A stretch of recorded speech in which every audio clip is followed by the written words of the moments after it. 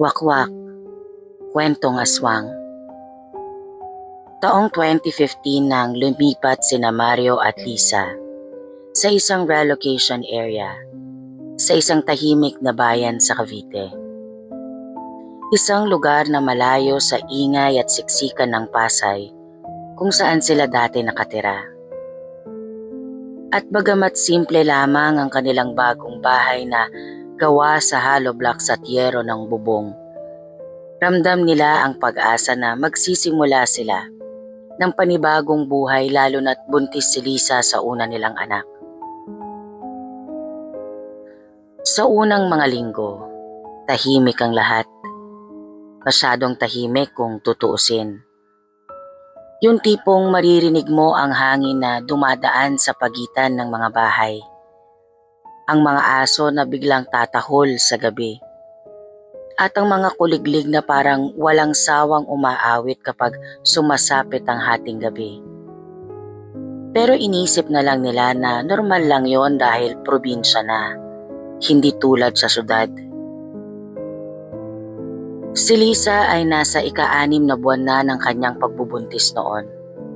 At kahit na minsan ay nakakaramdam siya ng pagod at kakaibang bigat sa katawan, pilit niyang iniintindi yon bilang bahagi ng pagiging buntis. Habang si Mario naman ay araw-araw bumabiyahe pabalik ng Pasay para magtrabaho bilang construction worker dahil wala pa siyang mahanap na maayos na trabaho sa Cavite. Doon nila nakilala ang kapitbahay nilang si Aling Nena. Isang babaeng nasa edad 50 pataas na palaging nakangiti.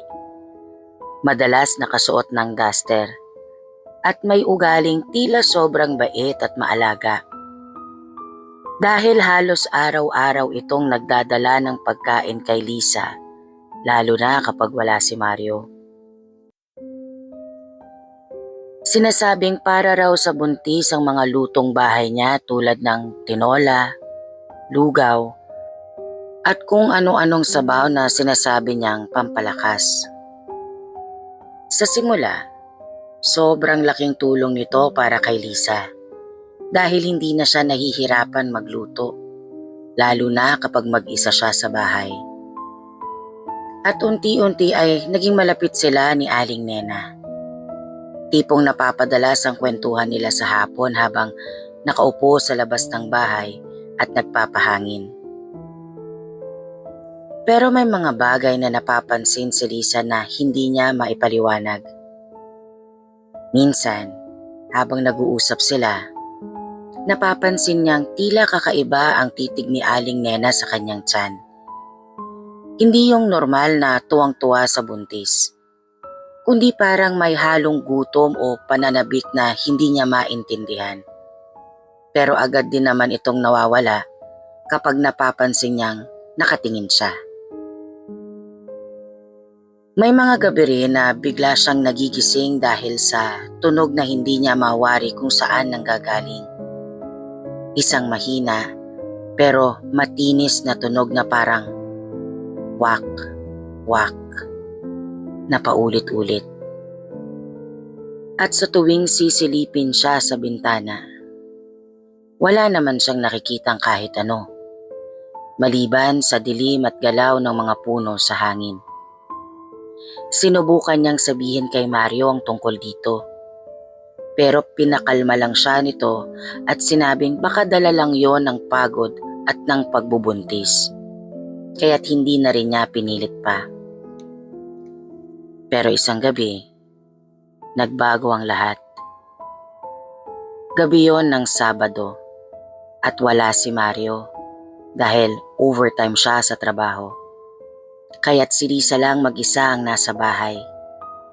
Nakahiga at inaantok kahit na parang may kakaibang pakiramdam sa paligid. Ang mga mata niya ay nagmamasid kahit alam naman niyang walang ibang tao. Bandang 12:00 ng hating gabi, nang muli niyang marinig ang tunog. Mas malinaw na ngayon at mas malapit. At kasabay nito ay ang biglang paglamig ng hangin sa loob ng bahay kahit sarado lahat ang mga bintana. Dahan-dahan siyang bumangon, hawak ang kanyang tiyan at lumapit sa bintana. At doon niya nakita.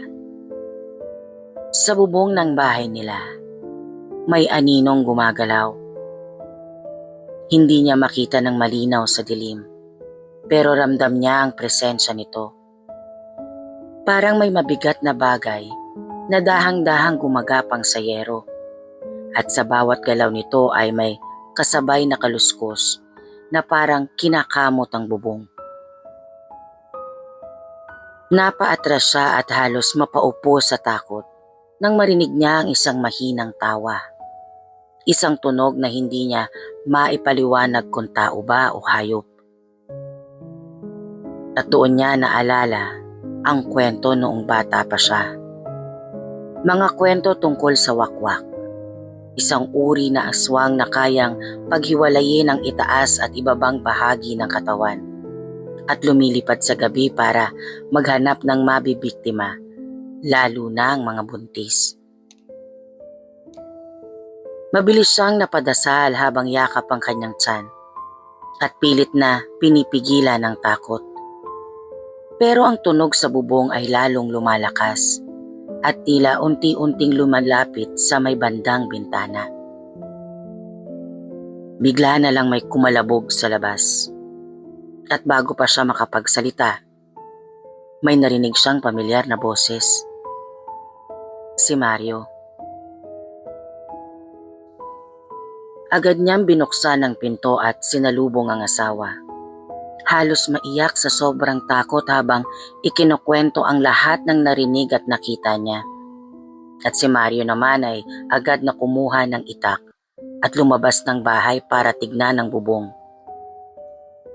Wala siyang nakita, pero hindi siya kampante. Kinabukasan, kinausap ni Mario ang ilang kapitbahay at doon niya nalaman ng isang bagay na matagal nang itinatago sa lugar. May mga nauna na palang karanasan ng ganitong pangyayari at iisa ang sinasabi nila, may wakwak sa lugar. At mas lalong naging malinaw ang lahat nang banggitin nila ang pangalan ng isang tao, si Aling Nena. Ayon sa kwento ng matatagal nang nakatira roon, may mga buntis na bigla na lang nawalan ng dinadala. May mga gabi na may naririnig na tunog sa bubong. At may isang matandang babae na palaging lumalapit sa mga bagong lipat, lalo na kung may buntis. Hindi agad naniwala si Mario, pero hindi niya rin maalis sa isip ang mga sinasabi nila.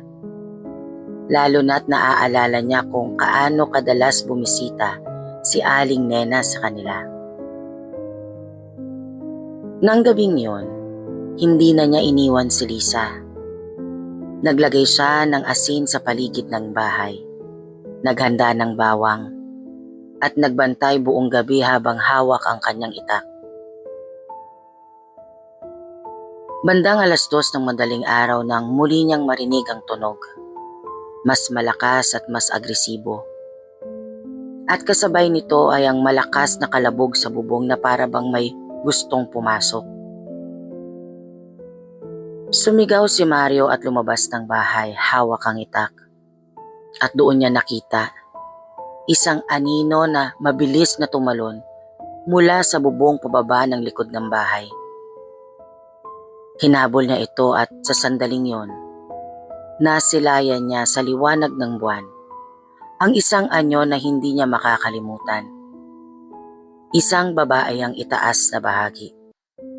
Pero ang ibabang katawan ay wala at ang mukha nito ay tila pamilyar. Si Aling Nena. Sumigaw siya at pinaghahampas ang hangin gamit ang itak. At tila natakot ang nilalang dahil mabilis itong naglaho sa dilim. Kasabay ng huling tunog. Wak, wak, na unti-unting nawala. Pagbalik niya sa bahay, Nanginginig si Lisa pero ligtas. At mula noon ay hindi na muling nagpakita ang wakwak. Pagkaraan ng ilang linggo, umalis si Aling Nena sa lugar ng walang paalam. Parang bula na lang itong nawala. At doon lang napagtanto ni Mario ang isang bagay na mas nakakapangilabot. Sa tuwing may dinadalang pagkain si Aling Nena kay Lisa, palaging sinasabi nito na para lumakas ang bata. Pero hindi nila alam kung ano ba talaga ang laman ng mga yon. At kung bakit sa tuwing kakain si Lisa, mas nagiging aktibo ang galaw ng bata sa kanyang tiyan. Parang may kung anong naaakit o tinatawag mula sa loob. Hanggang ngayon, hindi pa rin makalimutan ni Mario ang gabing yon. At kahit ligtas na ipinanganak ang kanilang anak, may isang bagay na hindi niya kailanman maalis sa isip. Minsan, sa kalagitnaan ng gabi, kapag tahimik ang lahat at mahimbing ang tulog ng kanilang anak, may naririnig siyang mahina at malayong tunog mula sa labas. Wak, wak. At sa tuwing sisilip siya sa bintana, may isang anino sa malayo, nakatingin sa kanilang bahay. Parang naghihintay, parang nagbabantay. At doon nagtatapos ang kwento ni Mario. Isang simpleng tao na hindi inaakala na ang tahimik na lugar na inisip nilang ligtas para sa kanilang pamilya ay may tinatagong panganib na hindi nakikita sa liwanag ng araw. Sa ganitong mga kwento, mapapansin natin na ang mga nilalang tulad ng wakwak ay hindi lang bastang kathang isip para manakot, kundi bahagi na rin ng matagal ng paniniwala at folklore sa iba't ibang probinsya sa Pilipinas, kung saan ang mga ganitong kwento ay nagsisilbing babala, lalo na sa mga buntis at sa mga pamilyang naninirahan sa mga liblib na lugar. Ayon sa mga nakatatanda, ang wakwak ay isa sa mga pinakakinatatakutang uri ng aswang dahil sa kakayahan nitong lumipad sa gabi at targetin ng mga sanggol sa sinapupunan. At kadalasan ay ginagamit nila ang katahimikan ng gabi para makalapit ng hindi napapansin. Kaya't hindi nakapagtataka kung bakit maraming lumaki na may paniniwala na kailangang mag-ingat sa mga ganitong oras.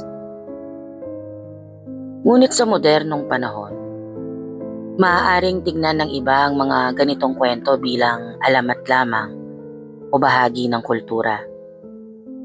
Habang ang iba naman ay naniniwala pa rin na may katotohanan ng mga ito base sa mga karanasang hindi nila maipaliwanag.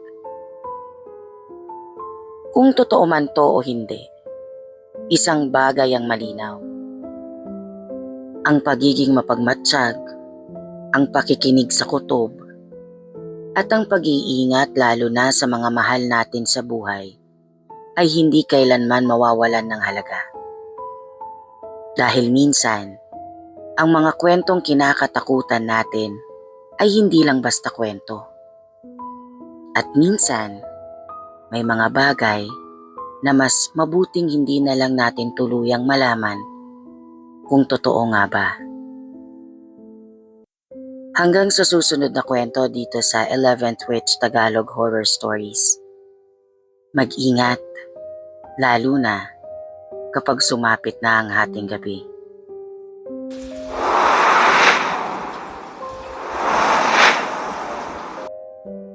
Thank you for watching, Mambabarang and friends. Please don't forget to like, subscribe, and hit the notification bell for more scary stories.